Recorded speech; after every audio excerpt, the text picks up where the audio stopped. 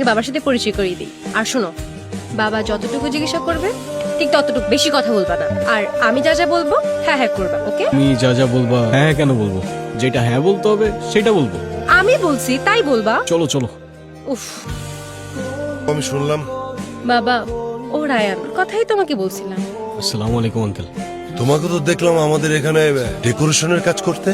হ্যাঁ আঙ্কেল, আপনাদের ইভেন্টের ম্যানেজমেন্টটা আমার টিমই করছে। চুপ থাকতে বলছিলাম না?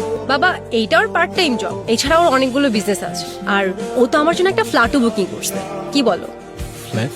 হ্যাঁ বলতে বলছিলাম না? হ্যাঁ বলো। এত টাকা আমি কোথায় পাবো? বাহ, বলো। ভালো, বেশ ভালো তো।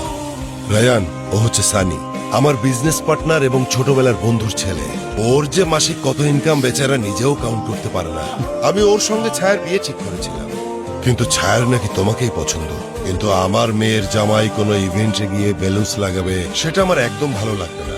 এমনিতেই আমার একটা মেয়ে নেই, তারপর যদি আরো একটা মেয়ে চলে যায় তাতে আমার কিছুই যায় আসে না। এসো। দিলে তো বাবার মোড়ের 12টা বাজিয়ে। বারবার বলছিলাম চুপ থাক, এত কিছু বলতে কে বলছিল? দেখ